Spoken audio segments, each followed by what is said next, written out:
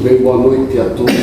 Boa noite. Oficialmente, né? Porque já cumprimentei a todos. Eu não gosto de falar sentado, então eu pedi permissão para o nosso amigo aqui para que eu pudesse falar em pé. Eu me sinto mais à vontade. Queria agradecer mais uma vez o convite do Edson aí para vir a essa casa. Senti falta da Cida, porque eu cheguei aqui através da Cida, não sei onde ela está. Mas enfim, estamos todos aqui e mais uma vez estamos aqui para falar do nosso mestre amado Jesus. Todos vocês conhecem, tenho certeza, o assunto que eu vou tratar hoje é de conhecimento de vocês.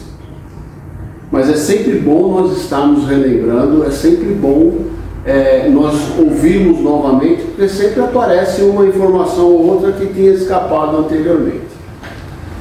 Isso para nós é bastante representativo, tá? Bom, vocês conhecem os evangelhos, João, Marcos, Lucas, Mateus, os nossos evangelistas. Eles nos trouxeram as informações do que nós chamamos de Novo Testamento. E por outro lado, nós temos o Antigo Testamento, que é a história dos hebreus, de Moisés e de todo o povo que acabou gerando o que nos interessa, que é Jesus. Bom, se eu voltar lá no Evangelho de João, que é um dos nossos evangelistas, lá no capítulo 3, versículo 1 a 12, o assunto que nós vamos falar está exatamente nesse capítulo. Eu sempre falo com as pessoas, palestra, informações, está sempre importante, mas mais importante do que isso é ir diretamente no livro e estudar, analisar, ver direitinho. Então tenho certeza que vocês fazem isso. Evangelho de João, capítulo 3, versículo 1 a 12, que foi comentado por Kardec e os Espíritos no capítulo 4 do Evangelho segundo o Espiritismo. Então, como Kardec pensava coisas do Evangelho que ele achava importante, nós estamos considerando que esse assunto é importante. Voltando um pouquinho então no tempo, tudo bem? Eu tenho certeza vocês todos conhecem esse personagem. Estou falando de Nicodemos. Nicodemos, falando um pouquinho dele, era um fariseu. Um fariseu que era doutor das leis judaicas. Aliás, dentre todos os fariseus ali da época de Jesus, ele era o mestre, ele era o mais entendido. Os outros fariseus, quando queriam tirar dúvidas sobre a lei e tal, quem eles consultavam? Nicodemos. E eis que nessa época, de repente, aparece uma figura que começa a chamar a atenção de todos os fariseus. Quem é essa figura? Jesus. E aí Jesus apareceu de que forma? Ele começou a praticar uma série de curas. Então curava um paralítico ali, dava visão a um cego aqui, fazia outro andar ali, enfim, ele fez uma série de curas. Essas curas chamaram a atenção dos fariseus. Mas os fariseus, eles estavam de alguma forma querendo comprometer Jesus, dizendo que tudo aquilo era heresia, que Jesus era herege, enfim, eles se colocaram automaticamente contrários à presença de Jesus. E Nicodemos era um mestre, porém ele era um fariseu diferenciado, né? E aí ele era um fariseu que conseguiu enxergar dentro do que Jesus estava praticando as coisas boas que Jesus estava trazendo. E ele conseguiu identificar dentro do íntimo dele que Jesus era o Messias. Tão combatido, aguardado até pelos fariseus, mas eles não entendiam que era Jesus o Messias. E aí essa curiosidade, né, porque começou a despertar uma curiosidade no Nicodemos. Ele teve aquela vontade de conhecer Jesus pessoalmente, porque ele só ouvia falar das histórias. Olha, aconteceu lá, aconteceu aqui, acolá. Ele ia ouvindo as histórias. E ele então, determinada vez, ele pediu um encontro com Jesus. E se vocês forem ler lá no capítulo que eu falei de João, vocês vão ver que esse encontro aconteceu tarde da noite. Está bem claro lá. Jesus se encontrou com Nicodemos tarde da noite. E aí nós começamos a fazer a primeira observação. Ele se encontrou com Jesus tarde da noite, por certeza, porque ele não queria ser visto com Jesus durante o dia, para não ser amolestado pelos outros fariseus. Então ele queria um momento de intimidade com Jesus ali, conversar tal, e ele ficou conversando com Jesus, mas a gente começa a imaginar esses horários, né? Talvez 11 horas da noite, ele encontrou com Jesus.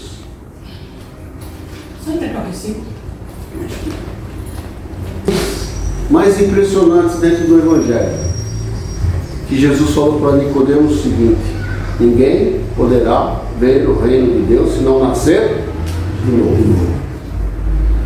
E aí Nicodemos olhou para Jesus espantado, constrangido, e falou: Senhor, mas como que pode ser isso? Terei eu que voltar ao ventre da minha mãe? E Jesus falou para ele: Nicodemos, você é mestre aqui e não sabe? Em verdade vos digo, aquele que não nascer da água e do Espírito não entrará no reino de Deus. E aí nós temos essa passagem maravilhosa que nós vamos comentar, porque naturalmente nós espíritas sabemos que Jesus estava falando diretamente a Nicodemos sobre reencarnação, sobre a pluralidade das existências, sobre morrer e renascer, morrer e renascer. É disso que ele estava falando. Os fariseus, naquela época, eles tinham uma ideia do que seria isso. Eles chamavam de ressurreição, mas eles tinham uma ideia muito tímida, muito superficial. Eles entendiam que tinha uma vida depois da vida, mas eles não compreendiam o processo. Mas eles tinham dentro deles o sentimento que existia uma vida depois da vida, e esse processo de renascimento se chamaria ressurreição. Muito antes dos fariseus, nós temos povos aí em todos os lugares do mundo, os hindus, os chineses, até os próprios egípcios, que acreditavam na vida depois da vida. Tanto é que o faraó, o que ele fazia? Vou fazer a minha piramidezinha, vou encher com todas as coisas que eu vou precisar na outra vida. Então ele enchia lá de escravos, de ouro, de tudo que ele precisava, que ele entendia que ele ia usar na outra vida. E quando ele morresse, o que acontecia? Trancavam tudo dentro da pirâmide, e quem estava lá dentro, bye bye, vai acompanhá-lo com certeza. A ideia estava correta, tem uma vida depois da vida, né? O que não estava correto é ele pensar que ele poderia levar coisas materiais daqui para o outro plano. Isso é o que estava errado. Então nós estamos falando de reencarnação. E reencarnação é um processo no qual todos nós já passamos e vamos passar novamente, e graças ao esquecimento isso se transforma em uma oportunidade, e a cada oportunidade nós temos uma chance de sermos melhores. Falando de reencarnação, o que seria essa reencarnação? Porque depois de muito tempo, o que aconteceu? Aconteceu o advento do Espiritismo. E aí por volta de 1850, por aí, veio à luz essa questão de reencarnação, através dos próprios espíritos, que explicaram para Kardec, Kardec organizou tudo e trouxe para nós. Hoje nós temos uma ideia clara do que é a reencarnação, mas mesmo assim seria interessante nós sabermos como que é isso, né? Eu sei que existe a reencarnação, eu tenho esse sentimento, mas como que acontece? Aí eu tenho que voltar um pouquinho mais, eu tenho que voltar na criação. Criação do quê? Criação de tudo. Nós temos Deus que criou todo o universo, toda a parte material do universo, e temos o próprio Deus que criou a essência espiritual, que criou os espíritos.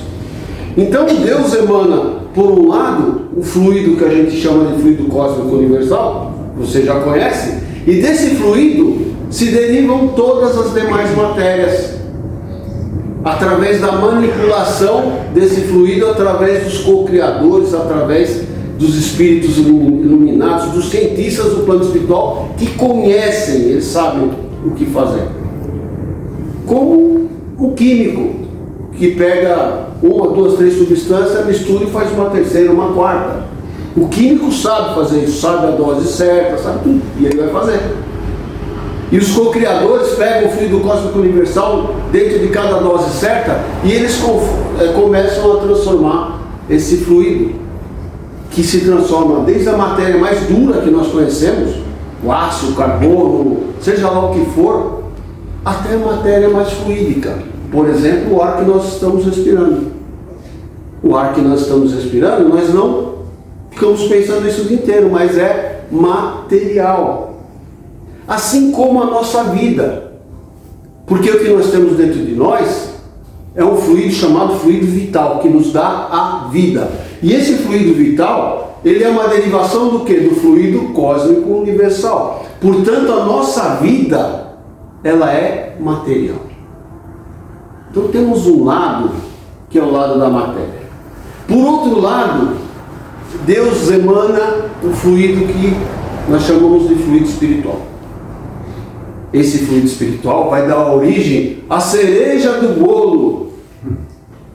Por quê? Porque Deus criou tudo, criou todo o universo, todos os órgãos, todas as casas que nós precisamos. Mas precisava de uma cerejinha. Fez um bolo lindíssimo. E qual que é a cereja? A cereja somos nós, os espíritos. E a pergunta é, mas como que eu me transformo em espírito? E aí eu sei que vários de vocês já conhecem, mas existe uma trajetória também. Qual que é a trajetória? Uma vez emanado o fluido espiritual, esse fluido nós temos que colocar na nossa cabeça, didaticamente. Vamos imaginar que seja uma fumacinha, um vapor, alguma coisa que a gente consiga imaginar como sendo etéreo, que eu consiga perceber. Né? Vamos imaginar que seja isso. E aí, de repente, essa emanação divina, esse vaporzinho, essa fumaça, começa a viajar pelo universo e começa a fazer diversos estágios. Primeiro estágio, reino mineral. Aí essa nossa fumacinha vai para lá por bilhões de anos nos minerais. Por quê? Porque nos minerais, essa essência adquire as propriedades dos minerais. Por exemplo, coesão, força de atração, que já começam a fazer parte do quê? De um processo evolutivo que vai acabar no ser humano. Um pouquinho mais à frente, essa própria essência que deixa o reino mineral, vai para o reino vegetal. Por quê? Porque no reino vegetal, ele adquire ali algumas propriedades inerentes ao reino vegetal. Por exemplo, a maior delas, a sensibilidade. Até então, a pedra, o mineral, tudo que a gente conhecia, não tinha sensibilidade. Porém, quando ela chega ao reino vegetal, temos lá a aquisição de uma propriedade que é a sensibilidade. A planta sente o frio, sente o calor, sente a chuva, sente o sol, sente tudo. Mais alguns bilhões de anos, eu estou chutando bilhões porque é o que eu imagino. Não, tá bom. Tá bom, né? É o que eu imagino, porque ninguém cita essa quantidade de tempo que demora esse percurso, tá? Mas passamos pelo reino vegetal, qual é a próxima etapa? O reino animal. E nesse momento é que acontece uma coisa incrível, que é a mais importante de todos dentro do nosso processo de reencarnação. Porque nesse momento aquela fumacinha que nós estávamos imaginando até agora, ela se individualiza nos animais. Então o punhadinho dela vira uma formiga, vira uma abelha, vira um cavalo, vira um gato, vira um elefante, e eles vão se transformando o quê? Em animais. Porém agora individualizados. Eles não voltarão mais a ser aquela fumacinha solta. Eles estão individualizados. E qual que é a característica do reino animal que essa essência vai adquirir? instinto e princípio inteligente. Nós vemos nos animais um princípio inteligente. Cachorrinho, cavalo, um elefante, no gato, a gente vê um bichinho e nós imaginamos que ele tem ali uma inteligência. É o princípio inteligente. Juntamente com o instinto animal, juntamente com a sensibilidade que ele adquiriu lá do reino vegetal e com as propriedades de atração e coesão dos minerais, ali já temos uma individualidade. E para onde vai essa individualidade? Bom, essa individualidade vai amadurecer, porque ela vai passar por processos similares ao nosso. Eles vêm e voltam, vêm e voltam, vêm e voltam. O animalzinho que nós conhecemos, o nosso cachorrinho, o nosso gatinho, tem nele lá um corpo astral similar ao perispírito que anima aquele bichinho. E quando esse corpo astral vai embora, acabou, morre a matéria, volta o corpo astral para outra dimensão. Então, esse processo todo, o animalzinho vai passando por isso diversas vezes, até que ele chega num ponto que é o limite da inteligência deles, que é o limite da questão de instinto, ou seja, é um animal que já está preparado, vamos dizer assim, apto a encarnar como ser humano. Mas nesse momento acontece uma coisa incrível. Todos esses seres que são selecionados, esse vai, esse não vai, esse pode, esse está bom, esse não está, eles são levados para orbes especializados. Que orbes são esses? São orbes que tratam aquele corpo astral para transformar num perispírito. Porque é muito diferente você estar encarnado no cachorro do que encarnado no ser humano. O ser humano é complexo, é o mais complexo que nós conhecemos. Então não dá para sair de uma hora para outra de um animal e encarnar como ser humano. Não, ele precisa do quê? Como tudo na natureza, ele precisa de preparo, ele precisa de tempo. Então eles são levados a esses mundos, onde temos também lá cientistas que vão transformando o perispírito daquele animalzinho, adequando aquele espírito para um corpo de um ser humano, que ele vai precisar disso. Isso é de uma hora para outra? Não. Isso demora também não sei quanto tempo. Mas eis que chega uma hora, esse animalzinho já está preparado, o seu perispírito já está, já foi manipulado pelos nossos amigos lá do plano espiritual, e eles vêm então para a primeira encarnação no ser humano. Nós sabemos que isso acontece nos mundos primitivos. Então, pela primeira vez, essa essência encarna num ser humano. Só nesse momento é que nós nos transformamos em um espírito. Agora sim somos espíritos. E qual que é a diferença de nós, seres humanos, para os animais? Bom, nós adquirimos todas aquelas propriedades anteriores e chegamos aqui como seres humanos, como espíritos. Só que nós somos diferenciados. Nós temos razão e pensamento contínuos. Os animaizinhos aí não tem isso. Tem princípio inteligente e tal. De vez em quando surge uma brincadeirinha deles, mas nós não. Então nesse momento acontece a primeira encarnação, é a cereja do bolo. No orbe certo, no momento certo, e isso acontece constantemente, porque Deus não para de criar. Esse é o processo então que todos nós vamos passar, e a partir daí é que nós começamos o processo de reencarnação. Porque nesse momento, além da razão e além do conhecimento contínuo, do pensamento contínuo, nós adquirimos ali o livre-arbítrio. E a partir daí, cada um de nós, com o seu livre-arbítrio, vai tomando as decisões que acha melhor. Somos todos iguais perante a Deus, mas somos diferentes entre nós. Por quê? Porque aplicamos o nosso livre-arbítrio de forma diferente. Tem alguns que olham a cor e falam, eu gosto do azul, outro gosta do vermelho. É livre-arbítrio. Ó, eu tenho que chegar a determinado lugar. Tenho 3 caminhos, cada um escolhe um caminho.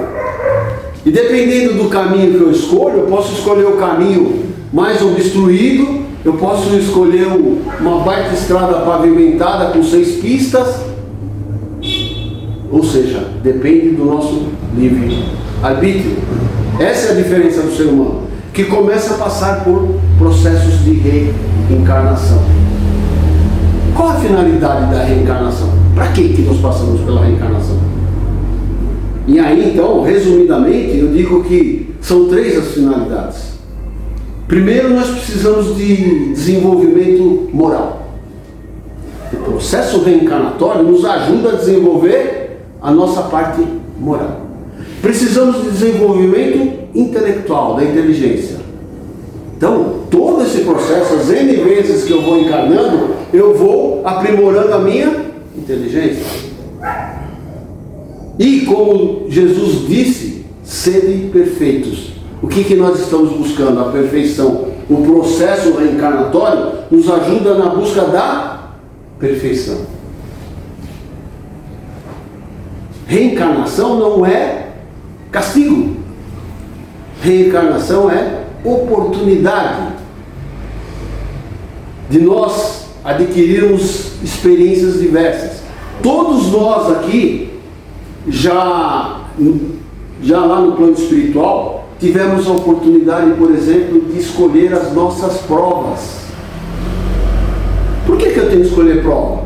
Porque é igual à escola. Se eu quiser passar de ano, se eu quiser subir um degrau, eu tenho que fazer prova.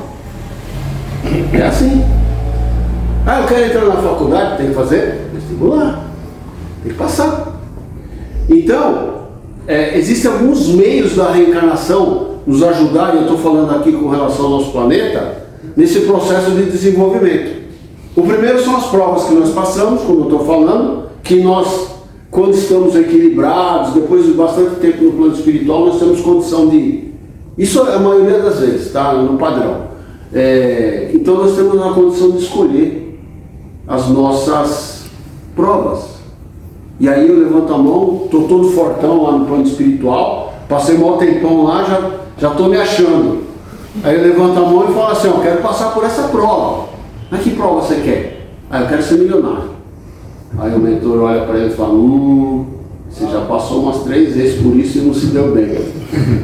Aí eu quero ser miserável, então, para experimentar as agruras tal, e ser resistente, e não me revoltar. Também não deu. Então nós vamos escolhendo as provas e os mentores vão nos ajudando. Porque às vezes nós viramos super-homem lá e chegamos aqui, o que acontece? Várias das provas que nós escolhemos, nós fracassamos. Nós não passamos. Não passamos ou passamos ali no C, sabe? C. Às vezes não, às vezes passamos com louvor nas provas. Mas normalmente para nós é muito difícil pelo envolvimento material. E aí, além das provas, uma outra forma é a forma de expiação. Causa e efeito. Não tem saída, não tem jeito. O que eu plantar eu vou colher. Nós espíritas temos a felicidade de ter esse entendimento. Isso faz com que, pelo menos, nós tenhamos o esforço de praticar coisas boas agora. Porque eu sei que lá na frente eu vou colher o que eu plantar agora. Mas eu estou passando por perrengue, minha vida é toda desajustada. Bom, efeito. A causa foi a pessoa mesma que provocou. É isso que acontece. Então, esses são os meios que a reencarnação nos oferece. Tem uma outra opção que seria a de missionários. São espíritos que nem precisariam mais estar reencarnando e eles levantam a mão e falam assim, eu quero ir para a Terra, vou ajudar. É missão. Para vocês terem uma ideia, na época de Kardec, anos 1800 a 1900, esse foi um período chamado de iluminismo. Porque o plano espiritual, propositalmente, encaminhou uma leva de espíritos que trouxeram um impulso para a Terra tão atrasada que vivia no mundo medieval. E aí, a partir desse movimento, nós recebemos pintores, escritores, a turma do Kardec, cientistas, em 100 anos, muitas das coisas que nós temos hoje, nós devemos a essa turma que foi encaminhada, com certeza como missionários, vieram nos ajudar, vieram nos impulsionar. E aí eu pergunto para vocês, quantas vezes então nós vamos ter que passar por esse processo? Bom, eu sei que é necessário, eu sei que é bom, quantas vezes? Inúmeras vezes. Sempre? Não. Como eu falei para vocês, existem espíritos que já não precisam mais reencarnar. Por quê? Porque eles atingiram um nível mínimo de intelectualidade, de moralidade e de perfeição, estão muito próximos de Deus, eles não precisam mais reencarnar, a não ser excepcionalmente como missionários. Mas nós aqui, que ainda estamos no segundo degrauzinho, nós vamos reencarnar diversas vezes. Já reencarnamos várias e vamos reencarnar outras tantas. Só na Terra? Não. Em diversos outros orbes, lógico, semelhante à Terra, em termos de nivelamento moral e intelectual. Então não quer dizer que eu vou desencarnar aqui na Terra e que eu vou voltar aqui para a Terra. Não, eu posso ser levado para um outro lugar. Por quê? Porque o espírito, ele gosta, ele aprecia as experiências. Uma experiência em outro orbe, para ele vai ser enriquecedora. Ele vai gostar disso. O espírito, ele quer passar por todas as experiências. Ele quer ser homem, quer ser mulher, quer ser pobre, quer ser rico, ele quer ter poder, ele quer ser subalterno. Ele precisa passar por todas as experiências e ele faz questão de passar, porque cada uma dessas experiências vai trazendo bagagem para esse espírito. Vai solidificando, vai deixando o espírito consistente. Então é por isso que nós temos que passar por esse processo, que volta a dizer, não é uma penalização, é uma oportunidade. E nós vamos ter uma oportunidade pela misericórdia divina, uma atrás da outra. Sorte nossa que nós temos essa consciência, porque tem pessoas que não têm essa consciência. E aí eu vou falar, para concluir, da justiça. Justiça do quê? Justiça do processo de reencarnação. Então eu digo que quem diz que acredita em Deus e não acredita na reencarnação tem alguma coisa errada, mas muito errado. Quem acredita em Deus tem que acreditar na reencarnação. Ah, tá bom, eu não acredito em Deus e não acredito na reencarnação. Tá, então você acredita em uma única vida. É só essa vida aqui, não tem reencarnação.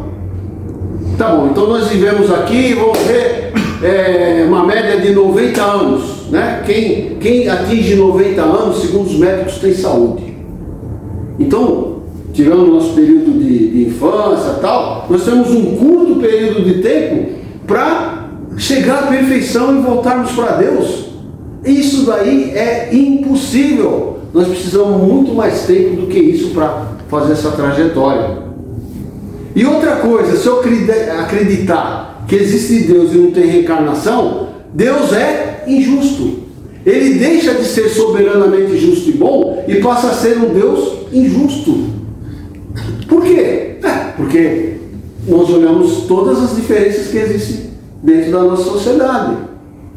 Então, como eu falei, temos ricos, temos pobres, temos pessoas com muita saúde, temos pessoas sem saúde, né? Temos pessoas que têm poder, outras que não têm poder. Nós temos de todos os tipos.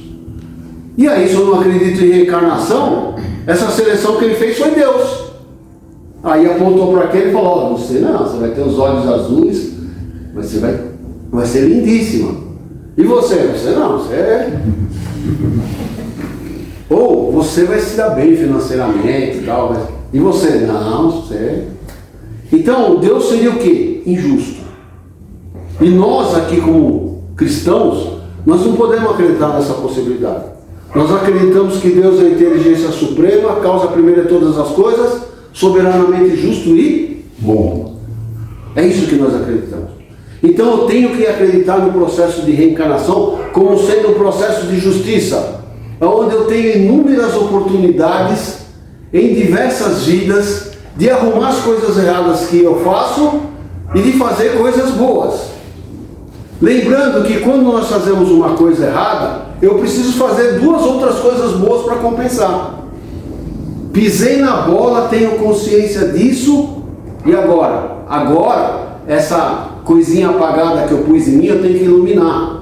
Uma vez só? Não, porque vai ficar no 0 a 0, vai empatar. Para uma coisa errada, eu tenho que fazer 2 coisas boas ou mais, para ficar minha contabilidade com Deus ficar legal. E quando nós chegarmos lá no plano espiritual, o pessoal fala, você passou de ano, foi bem. Deu umas mancadinhas aqui, mas olha o que você fez desse lado aqui. Né? Então essa é a justiça divina, que acaba com aquele Deus vingativo, do olho por olho, dente por dente, a lei de Talião. E eu sempre imaginava na minha cabeça que Talião era um rei. A lei de Talião deve ser um rei. E não é um rei. Talião é um termo que quer dizer tal qual, tal como. Então, tal qual você me furou o olho, eu vou furar o seu. Tal qual você me cortou a mão, eu vou cortar a sua. Era essa lei que vingava na antiguidade.